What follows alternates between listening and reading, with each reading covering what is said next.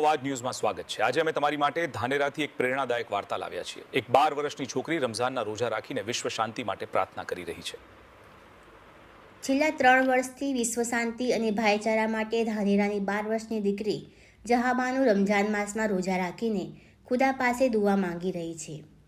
નાનકડી દીકરીએ વિશ્વને એક તાંતરે બાંધવા માટે 3 વર્ષથી કરી રહી છે ખુદાની ઇબાદત। મુસ્લિમ સમાજ માટે ઇસ્લામિક કેલેન્ડરનો 9મો મહિનો એટલે રમઝાન માસ, જે આત્મનિયંત્રણ, દાન, પ્રાર્થના અને કુરાન પઠનનો મહિનો।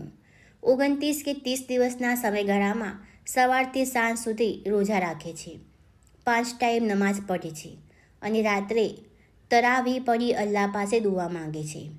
આખા વર્ષના પાપ માફી અને આધ્યાત્મિક જાગૃતિ માટે વિશેષ ઇબાદત કરવામાં આવે છે। આ માસમાં પવિત્ર ગ્રંથનું અવતરણ થયું હતું। રહેમત અને માફીનું આ માસમાં વિશેષ મહત્વ હોય છે।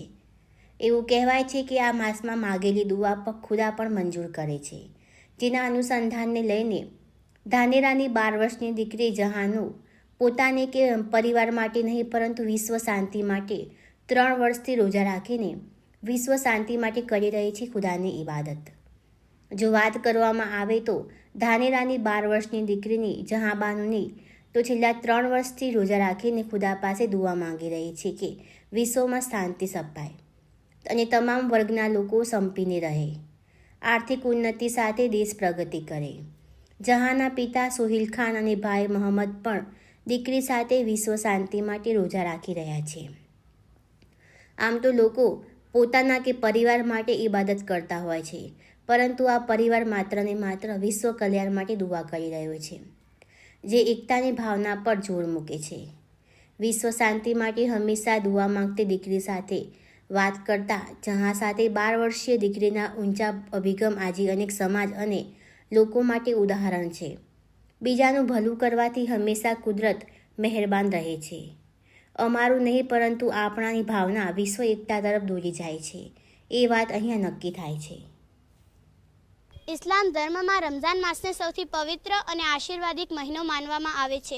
આ એ મહિનો છે જેમાં અલ્લાહ તરફથી પવિત્ર ગ્રંથ એટલે કે કુરાન શરીફ ધરતી પર ઉતારવામાં આવ્યો હતો।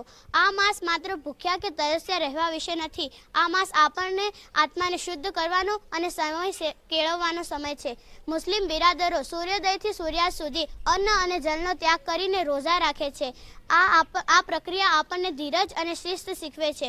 આ મહિનોમાં અંદર 5 વખતની નમાઝ અને તરાવીની નમાઝ પઢવામાં આવે છે, જે પરમાત્મા સાથેનો સંપર્ક મજબૂત કરે છે।